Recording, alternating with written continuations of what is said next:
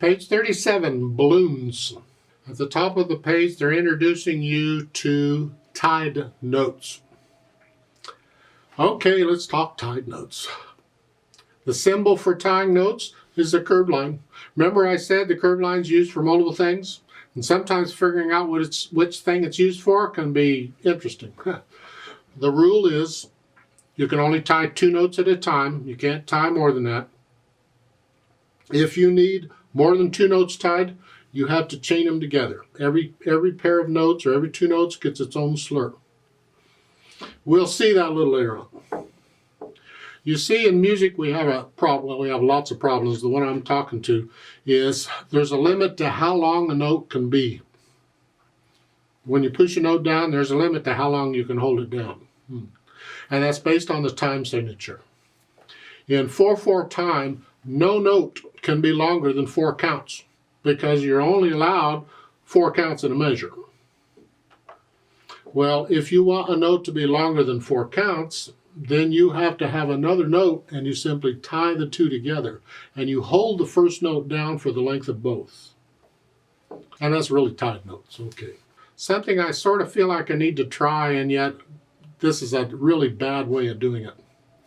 I don't teach much technique in my videos because to learn the proper technique for piano, you really need a live teacher.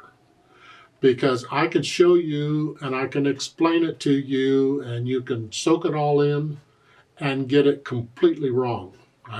I did it when I was taking lessons. He would or she would tell me and show me and all, and then I'd do it. Oh, no, not that way. You need a live teacher. However, I'll try and give you some pointers on technique. I use what's called a controlled weight distribution method.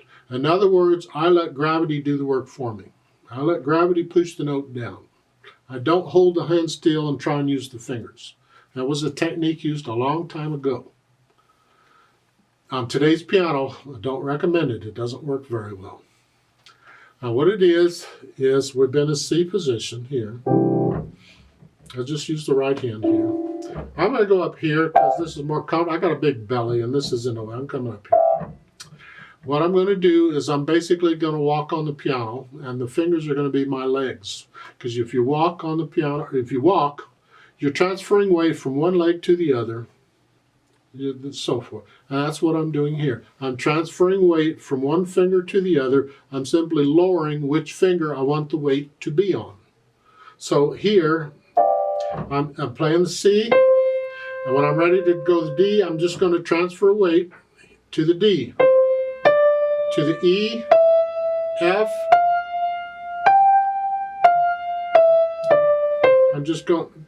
I'm transferring weight from finger to finger is all it is.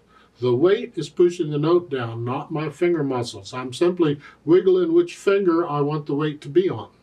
And I can go from any finger to any finger or any combination of fingers, and I can do it very quickly.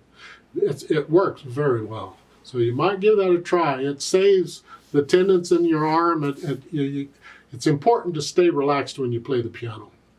Also, let the wrist collapse a little bit. Now you don't have to don't hurt yourself. It's just a little. With each note, as you go down, let the wrist collapse just a little bit. Don't stiffen up and play with a stiff wrist. Please don't. Just let the wrist collapse. You can't see it very well, and I'll exaggerate it, but the point is I'm letting the wrist collapse each time. Do that on all of this. When we need some other thing coming along, I'll tell you about it. Until then, do it this way. Now, let's look at this balloons thing and see what's going on here. I look it over, I see it's 2 lines long, but it has a repeat sign, so it's really 4 lines long. However, we only have 2 lines to learn. Treble and bass clef, 3/4 time signature, that's different, because it's been 4/4 up to now. Well, again, if you understand how the numbers work, it doesn't matter what they are. The top number tells you how many counts in a measure, or how far to count. So now, instead of counting to 4, we're going to count to 3. 1, 2, 3, 1, 2, 3, 1, 2, 3. And the bottom number tells you what you're counting, which is quarter notes. We're still counting quarter notes. So there is the same as 3 quarter notes in every measure. Well, that's interesting. Let's take a look at that. Look at the last measure of the first line. It's an E. It's a half note with a dot. It's called a dotted half note. We haven't had dotted notes before. I don't want to get into dotted notes yet. Right now, just remember a dotted half note is the same as 3 quarter notes. Doesn't matter what the time signature is. It's always the same as 3 quarter notes. So if a quarter note gets a count, dotted half note gets 3 of them. That's the whole measure. That's why it works out that way. We'll look at the second line, the last 2 measures. There's 2 dotted, a dotted half note and another dotted half note. But they got that little curved line. The big curved line, that's a slur. The little curved line between them, that's the tie. So you're going to hold that D down for 6 counts at the end of this. So if I start left hand here, then it puts me in this position. And the right hand for the second line is here. That puts me in this. I'm still in C position. And I go through and I just play the note. And I'm assuming you know the names of these notes by now, I hope. And I make sure that I can count it out correctly. So that's a 1, 2, 3. 1, 2, 3. So I go through and I count the whole thing out very carefully. And once I have the rhythm okay, I don't count it anymore. I just play it. No hesitations. Keep your eyes on the music. You don't need to look at the keyboard for this. Once you got your hands in position, you're okay. And you play it. You learn it. The P at the beginning, there's a P on each line. You don't need a P on each line. The P is an abbreviation for piano, and that is an Italian word which means soft. How soft? I don't know, just soft. You have forte for loud, and we've had medium loud, MF, mezzo forte. Now we get P for piano. It's soft, whatever you think's not super soft, just gentle.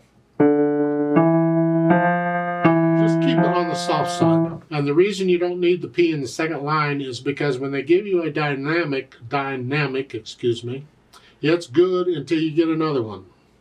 And if I'm soft, I don't need another P. Now there could be a reason for doing it. I don't want to get into it.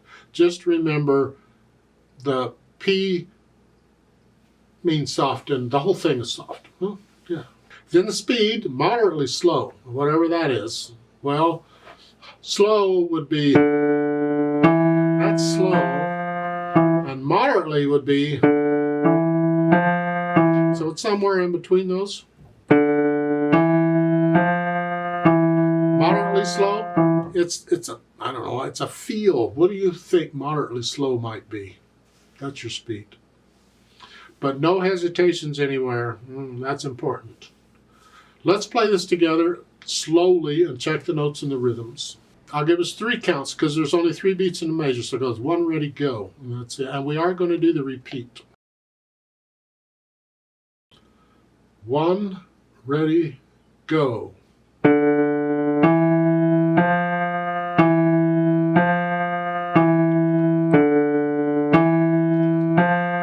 1, 2, 3.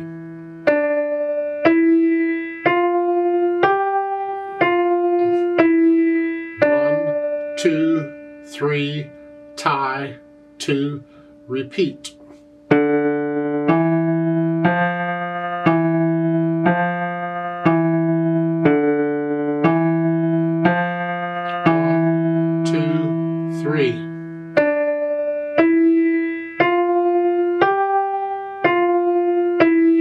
1, 2, 3, tie, 2, 3, off.